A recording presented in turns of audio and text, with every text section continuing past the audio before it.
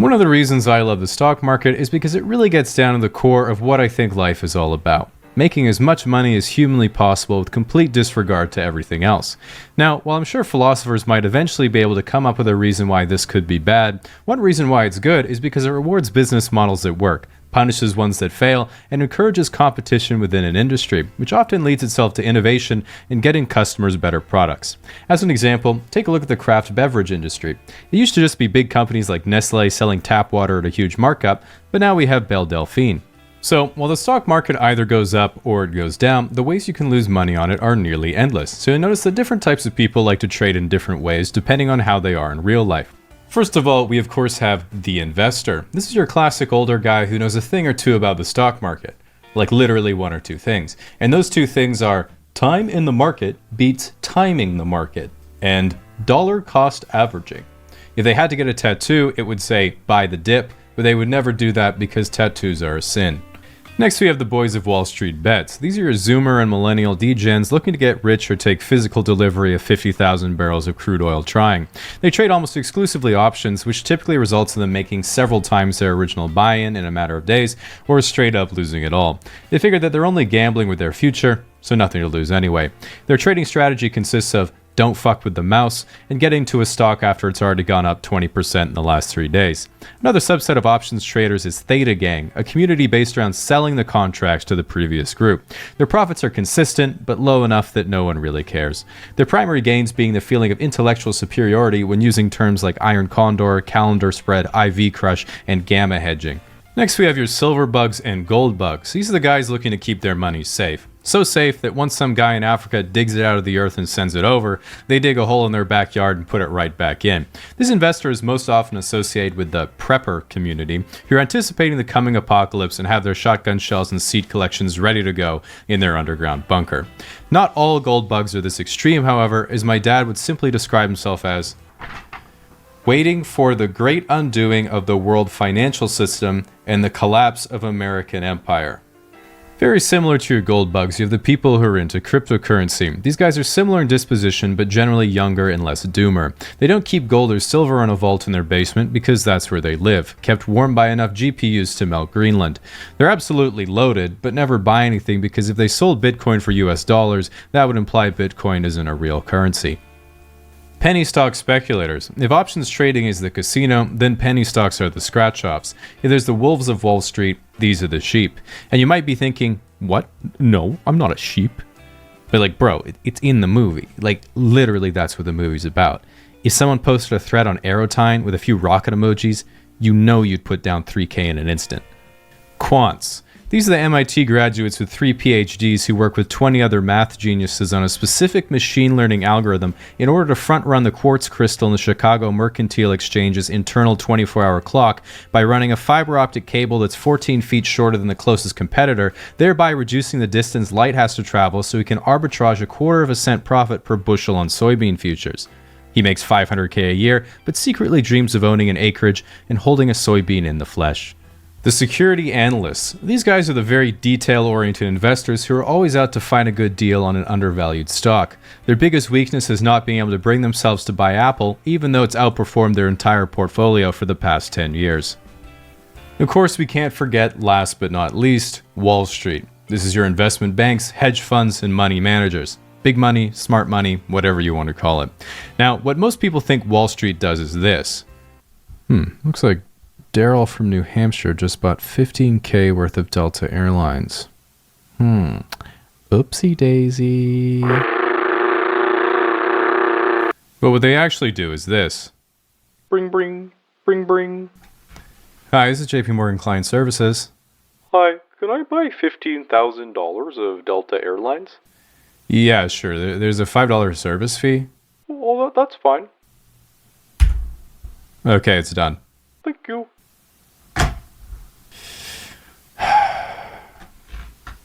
Beep boop. Hello? Hey, Lehman. Yeah? Want to write one too many zeros on a piece of paper? Sounds fucking lit, bro.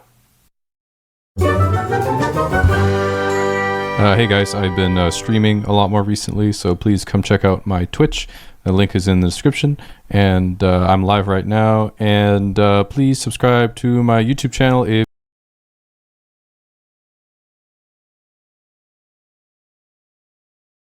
So, a lot of people want to get into investing or day trading, but they don't know where to begin. And in my opinion, the best way to get started is by learning to read market trends so you can reliably make simple trades and start making money right away.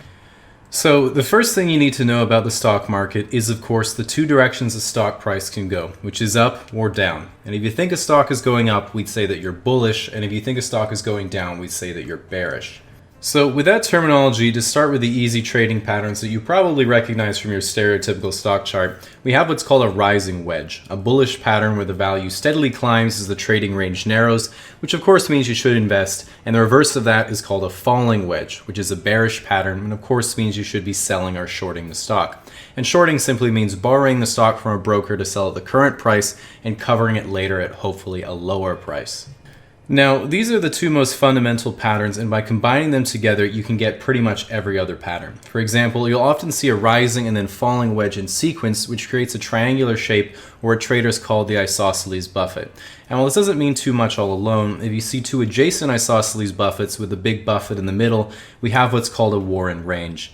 And what you want to be doing here is trading on the neckline right where the Berkshire breaks. So you're going to want to measure the distance between the hairline and the neckline and enter short where the neckline meets the descending slope with an equal point target while placing the stop loss just above the point of highest resistance to the right of the Warren range. Should just be easy money, really. Okay, so moving on, if we step back and you see a pattern of two or more Warren ranges in sequence, all trending towards a higher peak, we call this a bullish bill, which is really where the big money comes from. So if you see this pattern, it means that right away you should Alt-Tab, close your 24 tables of limit hold'em, and start dumping money into tech call options like your child's future doesn't depend on it. On the flip side, if you see a pattern of two or more Warren ranges continually trending towards a lower and lower trough, this is what we call cryptocurrency.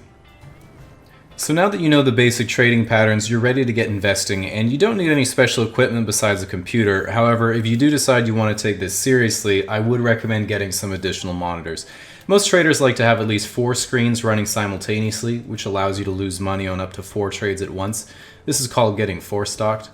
So with that said, you have to remember that your portfolio can only drop in value by 100%, while it can go up by way more than that. Which is why it's important to consider how to manage your money in the event you accidentally make a return on your investment of 10, 100, or 1,000 times your initial buy-in. So you have to ask yourself, in the event you massively increase the value of your portfolio in a short amount of time, what's your strategy going to be to reinvest that money? And there's actually a few different options you have that I'll go through with their different pros and cons. So the biggest advantage of the Amaryllis is definitely the dining space and fumed oak trim, although you could definitely argue the sauna is a bit lacking. While on the other hand, the Optasia is also a good choice because it comes with several jet skis and an array of tenders, which are highly coveted in the trading world. But unfortunately, they've omitted the stripper poles for this year's charter model once again. But either way, you can't really go wrong, and if you're really not sure, doesn't hurt to go for both.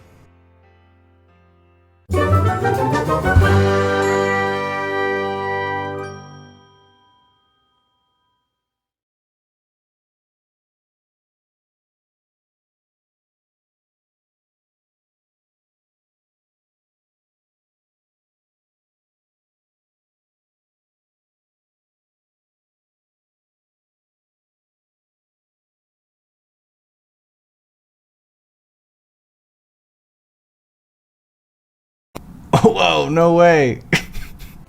Now, I'm no expert on dating, which is why you can trust I know what I'm talking about. So whenever it comes to first dates, the obvious question is, how do I get one?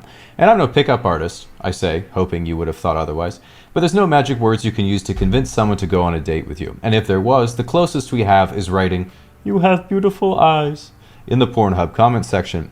In reality, getting a date in this day and age is pretty straightforward. Convey that you're an attractive enough person in both looks and personality, and then wait for your step-parents to go on a cruise. Now, the obvious way most people nowadays are getting first dates is dating apps like Tinder and Bumble, and in my experience, a lot of people feel like they aren't getting what they want. Guys say things like, "Oh, I never get any matches, it's a waste of time unless you're like a male model." And then their profile is a blurry photo of them in cargo shorts holding a foot-long Chinook salmon.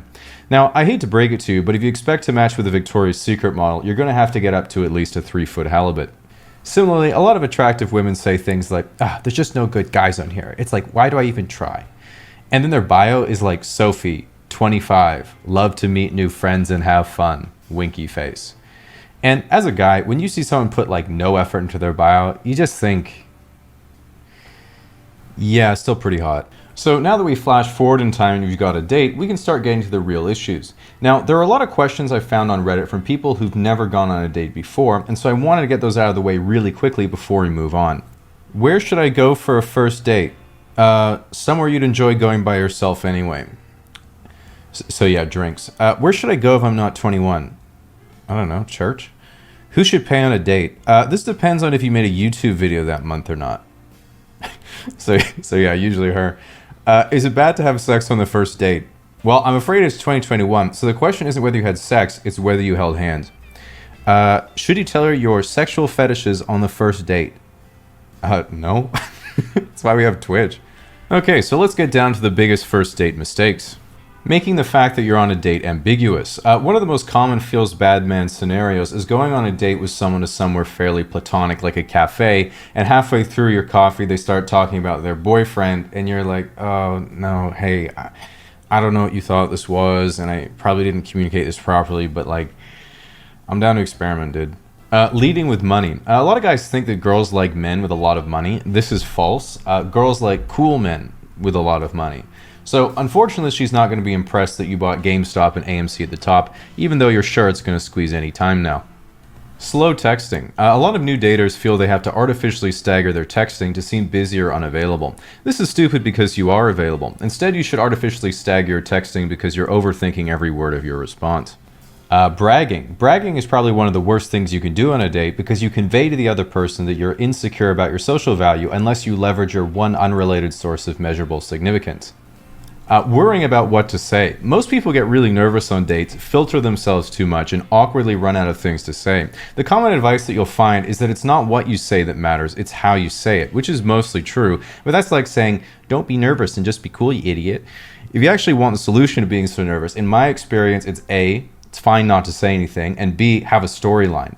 If you know the topics and stories you really want to share, then you can just completely improvise. If this first section is your trip to Coco Bongo in Cancun, it might be a 5-minute story, but the conversation will inevitably splinter into her trip to Mexico, clubbing, regrettable experiences, and getting kidnapped by the cartel. Then when those topics run out, you just say, anyway, and go back to the main storyline. If you then run out of storyline entirely and the date gets really awkward, just grab your emergency kit, roofie yourself, and wake up the next day embarrassment-free. Doing something that doesn't match your personality. If you're chatty and personable, go for drinks. If you're more subdued and aren't good at talking, do an activity like hiking or pool or board games and allow her to absorb your personality by destroying her. Bullet chess. Play to your strengths and your lifestyle. If you're an attractive guy, use Tinder. If you're really charismatic, get yourself into more social circles. If you're neither, like honestly, cheers. Oh God. Our date with each other today has been sponsored by ExpressVPN. Now, if you don't know, ExpressVPN allows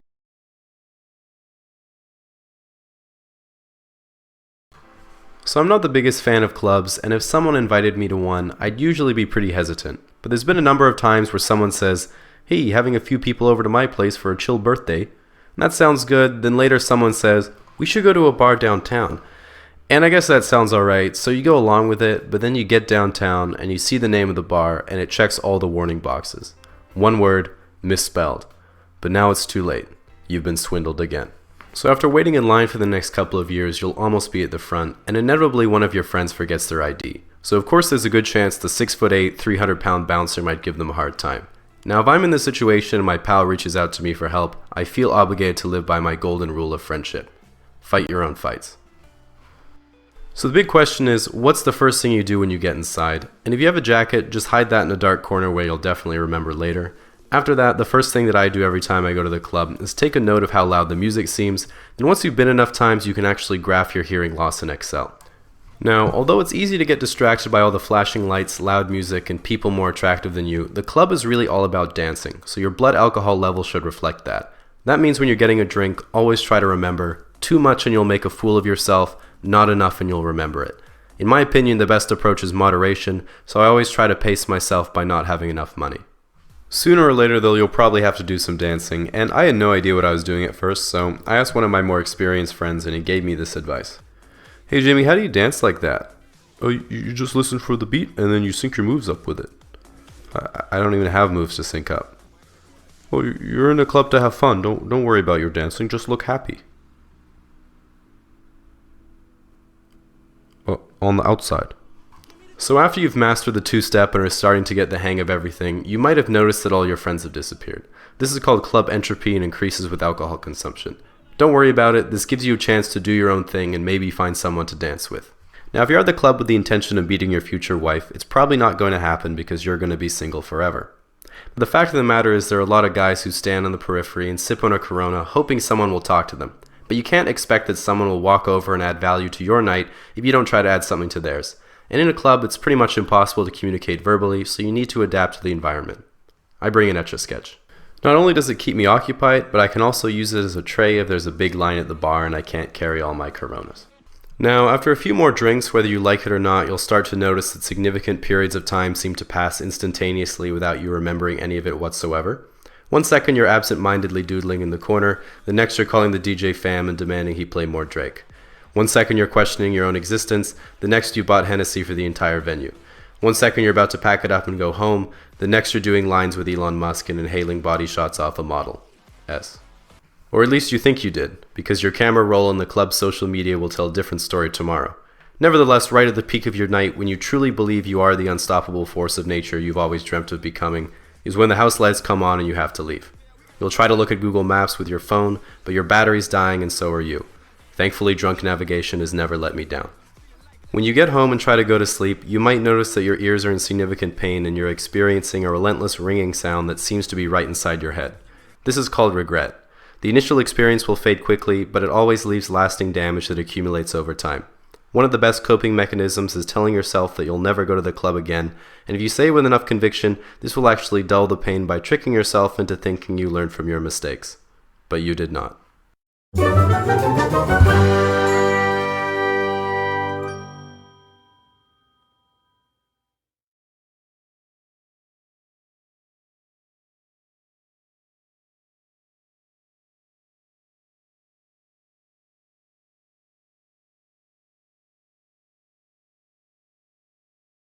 So, the world of men's fashion is a wacky, wild, and turbulent place, especially thanks to the internet, where 10 years ago, if you discovered a men's fashion forum looking for advice, they'd say, yeah, just wear jeans and a shirt that fits properly.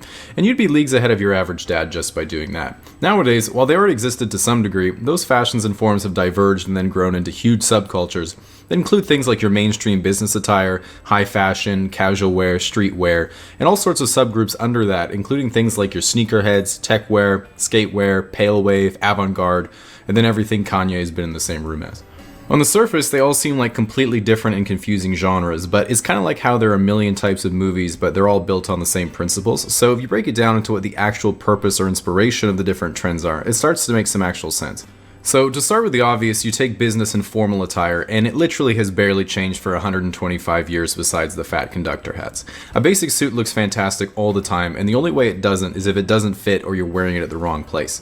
And that's the whole point. It's a super simple yet refined outfit that says, I'm a respectable, put-together person representing a respectable, put-together company, so sign this contract and let's monopolize American steel.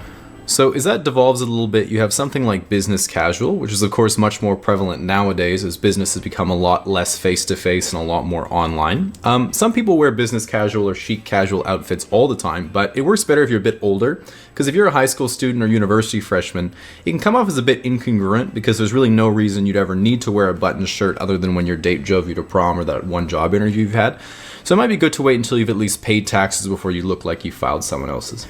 So, in my opinion, this is the point where things get interesting because you get to your casual, everyday clothes where you can really express your personality by copying what popular rappers are wearing.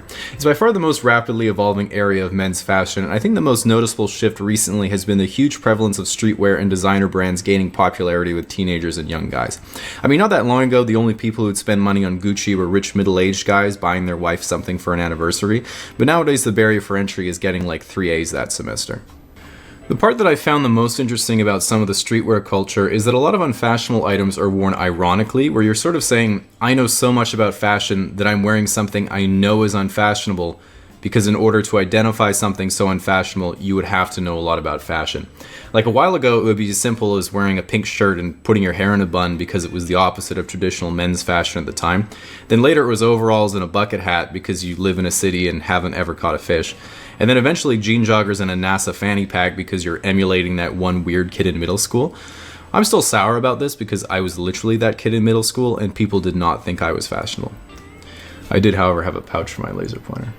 Now, this sort of ironic incorporation of uncool items certainly doesn't end there, because some brands seem to have been built almost entirely on this sense of consumer irony. And I think the most brilliant example of that is Supreme. And they were originally a much smaller kind of skate shop clothing brand, but effectively they said, alright, we're a pretty niche shop with a pretty dedicated clientele. Do you think people would buy just a regular white shirt with a box logo on it for $30? And it turns out they would, and as they got bigger, they said, alright, what about something like a Zippo lighter? And that sold out instantly, but as they kept getting more traction, they just said, fuck it. Nunchucks, sold out instantly. Tennis balls, sold out instantly. Fire extinguisher, sold out instantly. And at one point, they must have had a conversation that went, alright, what is literally the least useful standalone item we could possibly sell? And someone said, how about a brick? Yeah, a brick. And look, Supreme was pretty big at the time, and everything was selling out, but would people actually pay $30 for a brick? And of course the answer was no. They didn't. Almost no one would pay $30 for a brick. They'd pay $1,000 for a brick because it sold out instantly. So anyway, hit me up for that collab. Like actually though. So once you go deeper into different contemporary fashions, you find some very interesting subcategorizations that explore the extremes of other genres, and some of them are pretty weird. So the most well-known is probably high fashion, which does get a lot of flack for being weird, but it's really more of an advertising campaign and for showing off a designer's inspiration for upcoming commercial lines than it is for actual practical wear. So in a way, it's almost weird by design, which is neither here nor there for me. But if we start looking at the niche clothing that people do wear on a day-to-day basis, it brings us to some super interesting trends. So of course, a massive group that's permeated all casual wear are your sneakerheads, and these are the people you might have heard of who would camp overnight to cop a fresh pair of Jordans, but they only really wear them once for Instagram, and then they resell them the next day at 5 times the price to rich Asian exchange students. Something like normcore is wearing literally your entire outfit ironically, effectively dressing as blandly as possible on purpose. Pale wave is a sort of minimalism that centers around a lack of detail and subtle pastel color palettes. I quite enjoy this look because if people come over to my apartment, I blend in nicely with my IKEA furniture. Then there's all black everything, which is also a pretty solid choice if you don't like sorting laundry. I mean, I think it's cool because it makes your washer's spin cycle look like a portal to the 4th dimension. That's pretty neat. And then something like avant-garde, which is sometimes called goth ninja, is way more complicated, but is fundamentally about being able to sneak up on people perfectly camouflaged in the urban environment, and then being able to tap them on the shoulder and they'll drop dead instantly. Lastly, we have techwear, which is the most technically advanced clothing possible. Your jacket weighs about 14 micrograms and is resistant to all 4 seasons simultaneously. Your carbon fiber Gore-Tex underwear is completely waterproof from both directions and has a concealed pocket for up to 2 Magnum condoms. Honestly, the only downside I can find to a techwear outfit is that it costs $4,000 and you only use it to walk to work. Now, at this point, we've barely scratched the surface of all the fashion ideas that are out there, but moving forward, all these areas of fashion will continue to evolve in some very interesting and unpredictable ways. Personally, I've been trying to pioneer comfcore, which focuses on being as comfortable as possible at all times. The only downside that I've realized is that it's the literal opposite of fashion and usually devolves into you not leaving the house and binging YouTube top 10 lists. So yeah, no Instagram traction on that one yet, but I'll keep you guys updated.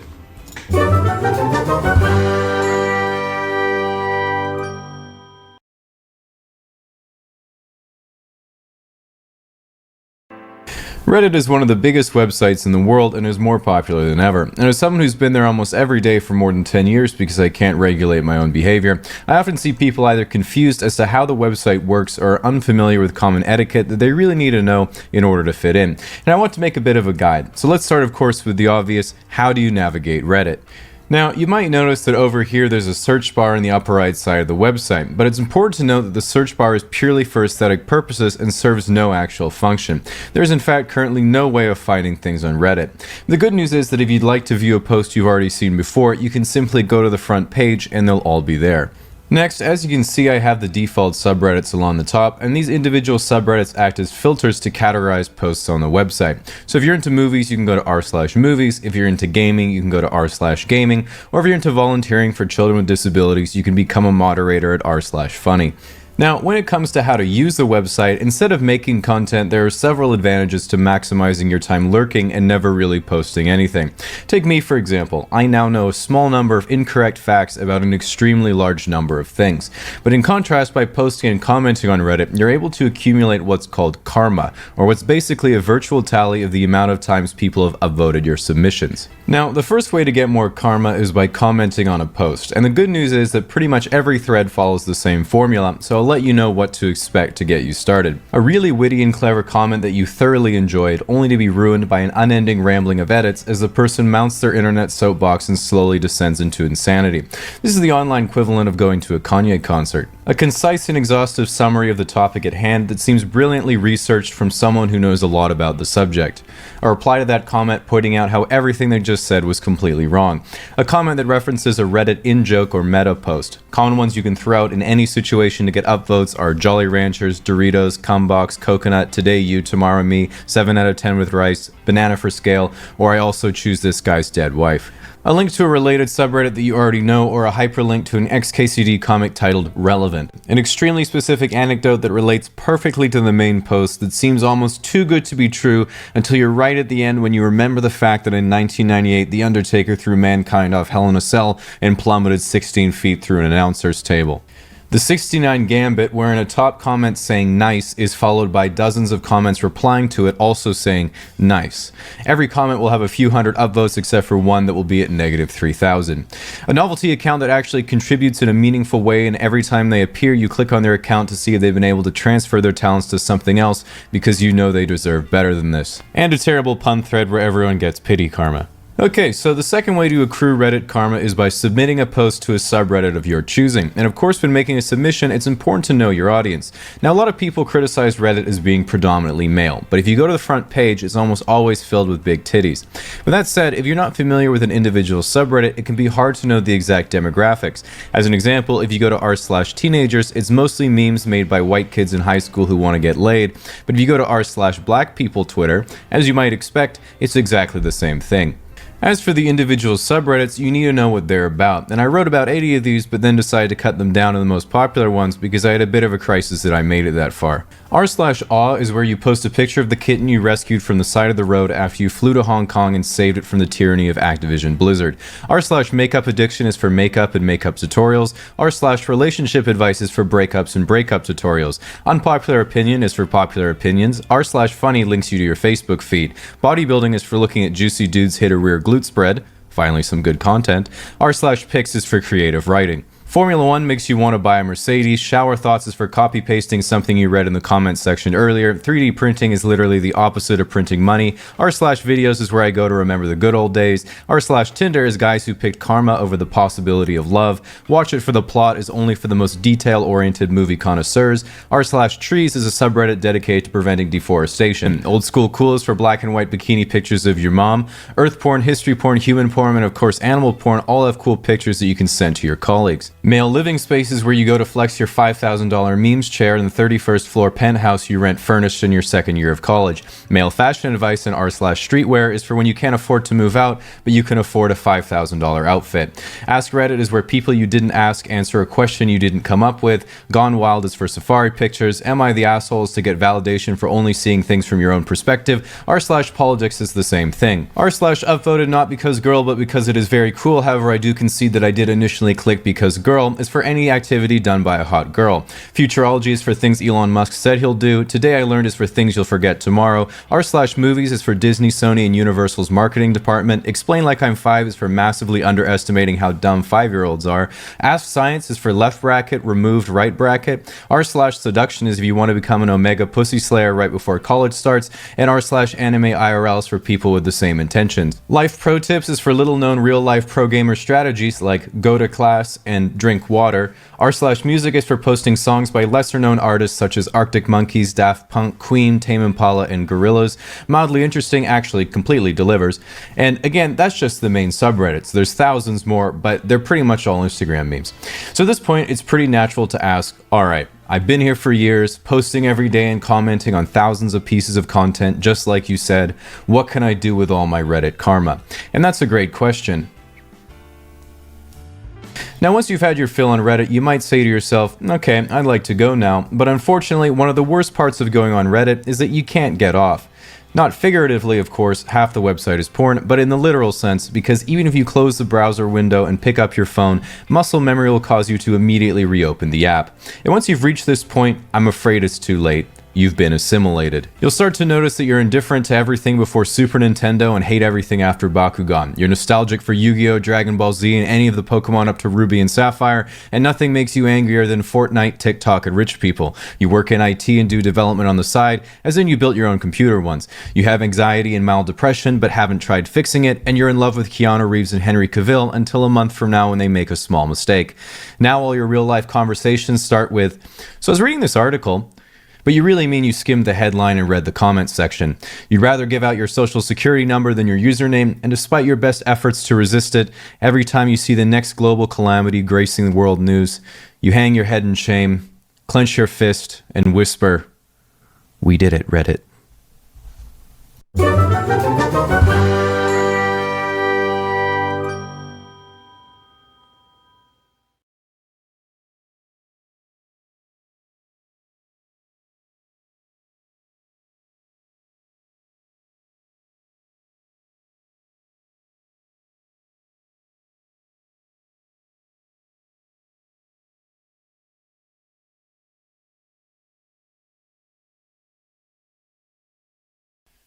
This video has been made possible by me, because we have a sale going on right now and some new merchandise, so make sure you check it out at casuallyexplained.com.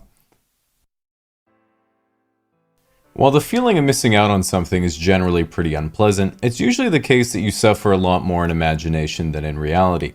Meaning what's really bothering you isn't that you're missing out, it's the fear that you're missing out. And the truth of the matter is that your instinct isn't always correct. As an example, let's say you've been invited to a friend's birthday and you say you're gonna go, but then you get invited to another friend's birthday and theirs sounds like more fun. Do you cancel on the first friend to go to the party that seems like more fun and potentially hurt their feelings, or do you stick to the one you've already committed to? Exactly. It's incredibly unlikely that 2 of your 3 friends have the same birthday. When it comes down to it, I think the most effective way of dealing with the fear of missing out is managing your expectations. And my strategy for making sure I make a good decision is to take what my fear of missing out thinks will happen and contrast it with my much more modest expectations based on past experience, and then I can deduce that reality will be somewhere in between. So to start with, we have the situations where your expectations based on past experience are generally pretty low. As an example, imagine a college classmate from your computer science class invites you to a frat party and you're wondering who's going to be there. So as you're scrolling through the events page to see if it's all guys, suddenly you see a new update by the host who says, "Don't want to ruin the surprise, but we have some pretty powerful connections." Winky face. In this situation, the fear of missing out says Elon Musk and Natalie Dormer, but your generally low expectations say, at least it'll be the nursing faculty. If we assume reality is somewhere in between, that still sounds pretty good. Then as you get there, ready to fend off the nurses who'll be trying to mend your broken heart, you'll immediately realize that when a comp sci freshman thinks they have powerful connections, what they really mean is about 1 gig up and 1 gig down. And while this might seem like reality was not between our past experience and our fear of missing out like we had planned, by providing us with another reference, it has allowed us to move on to the next stage of dealing with the fear of missing out. Lowering your expectations. And the technique that I like to use to get a better sense of reality is taking what my fear of missing out thinks will happen and contrasting it with the worst case scenario. As an example, as a person who goes to the gym a lot but you can't tell, sometimes I look at world-class athletes that I could never be like, such as 4 times world's strongest man Brian Shaw, who's 6'8", 450 pounds, and I feel like I'm missing out. And then I think of all the bad things about literally being the size of a refrigerator. To be honest, I haven't come up with anything yet.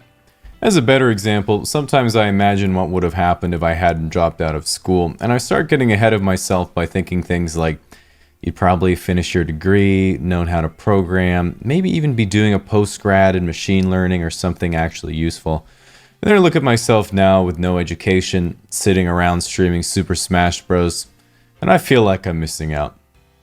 And then I think of the worst case scenario of that timeline, which is that I'd probably be spending all my time by myself because I wouldn't be socializing, I'd be tens of thousands of dollars in debt, putting Jameson in my decaf iced coffee every morning to wake up.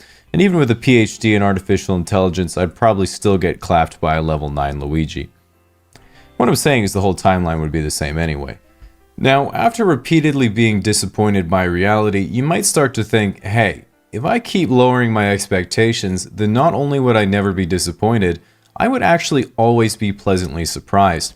Unfortunately, I found the blunder there is assuming your expectations still have room to further descend. Regardless, the only move we can make at this point is not to lower our expectations, but to lower our fear of missing out. And the way to do that is to think not of how to expect less, but of how what you're doing now is actually a better way to spend your time than what you're worried about. As an example, one of the most common times I feel like I'm missing out is when people make a reference to a popular TV show or movie and I just haven't seen it. But then I think about how much of a waste it would be to actually catch up, and I realize that in reality, it might be better that I haven't seen them. Breaking Bad? Already have my own recipes. Friends? 3's enough for me. Black Mirror? I'm already confused most of the time. Game of Thrones? My favorite character would probably just die. House of Cards? I disliked Kevin Spacey before I had a reason to. The Office? I've been compared to so many characters on there, I don't want to find out what they're like. Star Wars? That shit's just gonna happen if we wait long enough. Avengers Endgame? Well, last month the memes were about 50% of people turning to dust, but now they're all about Ant-Man entering Thanos' asshole with Miss Frizzle on the magic school bus. So yeah, I'll probably see that one. Now, by using this technique to lower your fear of missing out, at this point things should start feeling pretty good. Your fear of missing out should be approaching zero as you realize there's more important ways to spend your time. You have no expectations of yourself or others, so the world is looking brighter than ever. You feel a social burden being lifted from your shoulders, and at this point, right when your mind and body are becoming whole, something unbelievable happens. But not to you, because you're not there. Your friends run into Drake in a Toronto nightclub, you're not there. All the drinks at your local bar are free because Mr. Beast needs new content, you're not there. The hot German exchange student from high school is visiting and comes to your friend's party, she's out of your league. Which finally brings us to the paradox of missing out. You're not missing out on anything if you go, but you miss out on everything if you don't. And after telling my friend my profound realization, they said to me, so in other words, you're able to stop cool things from happening by being there. I still like my version better, but if they have the nerve to invite me to anything, I will certainly be going.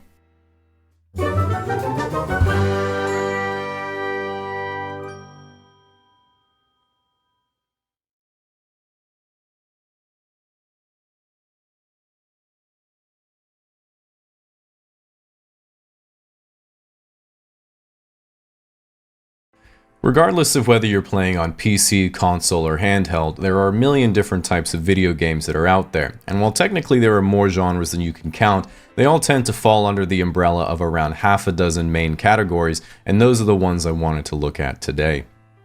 To start with one that is of course reminiscent of real life, we have sports games. These ones are really simple because to make the most popular sports games, you just make a video game that most accurately recreates the real life sport.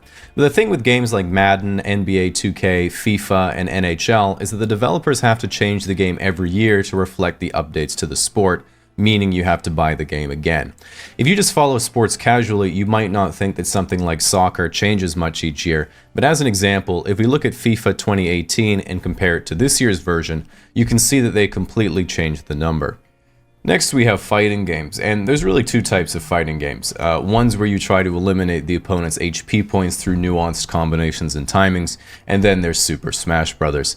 A notable aspect about fighting games is the comparison to combat sports, and in that way the competitive fighting game scene is a lot like boxing. Fights are almost always 1v1, and if you're up against someone with tattoos, that means you're fucked.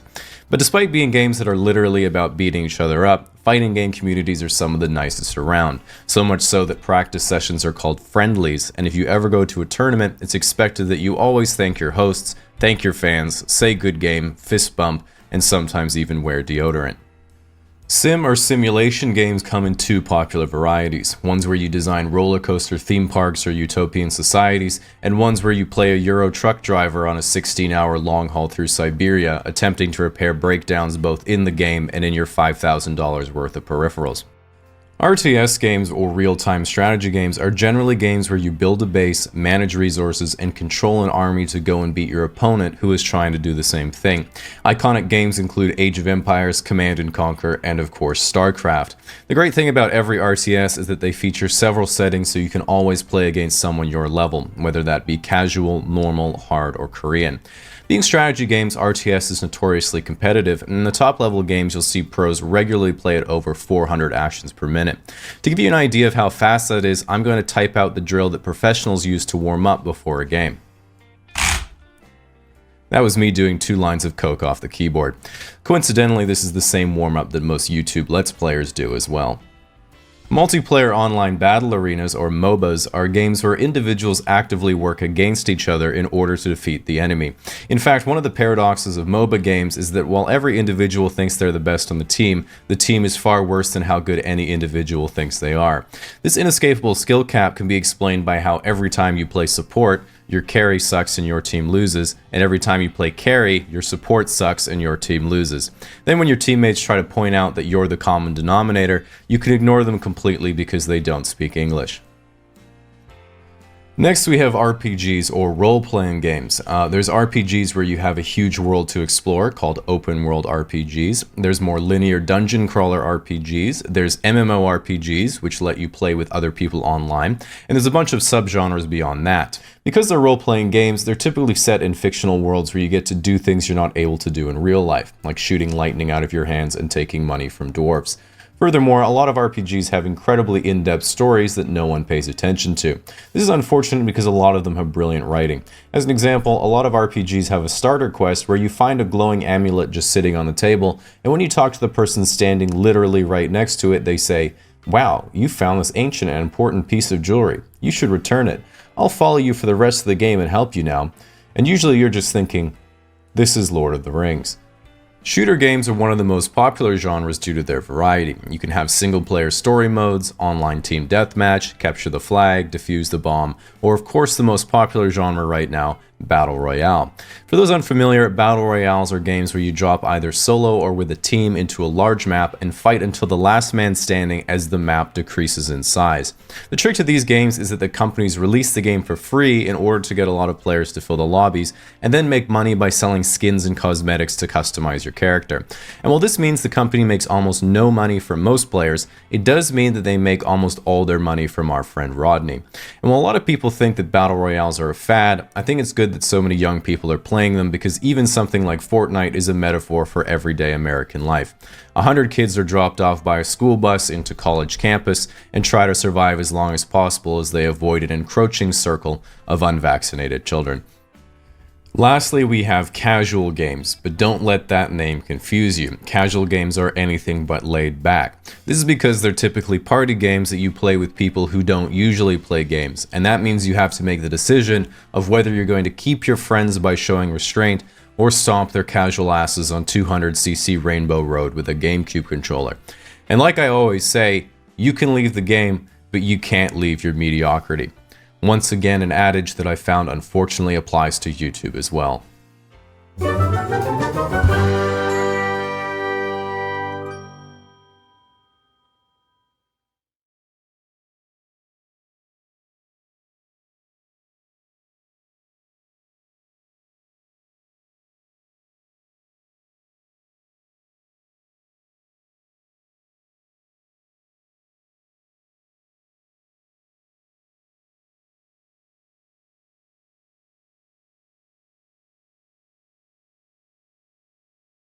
Regardless of whether you're playing on PC, console, or handheld, there are a million different types of video games that are out there, and while technically there are more genres than you can count, they all tend to fall under the umbrella of around half a dozen main categories, and those are the ones I wanted to look at today.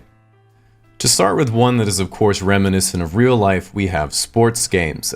These ones are really simple because to make the most popular sports games, you just make a video game that most accurately recreates the real life sport. But the thing with games like Madden, NBA 2K, FIFA, and NHL is that the developers have to change the game every year to reflect the updates to the sport, meaning you have to buy the game again. If you just follow sports casually, you might not think that something like soccer changes much each year, but as an example, if we look at FIFA 2018 and compare it to this year's version, you can see that they completely changed the number.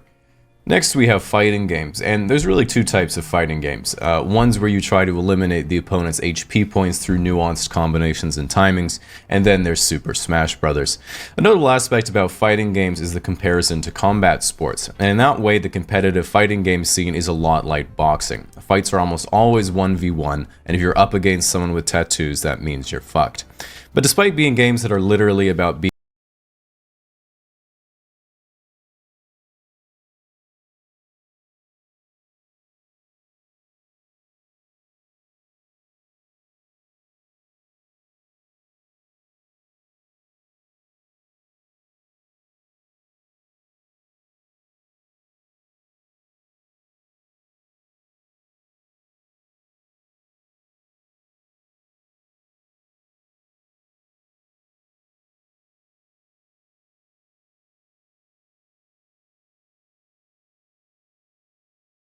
All right, let me hear it. Among Us lobby? Let's go, Seagull for Okay, Seagull. play this video. Play this video.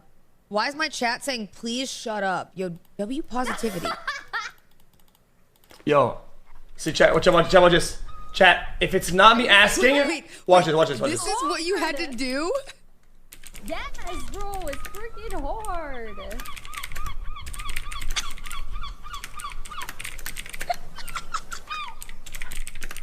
Can you please do?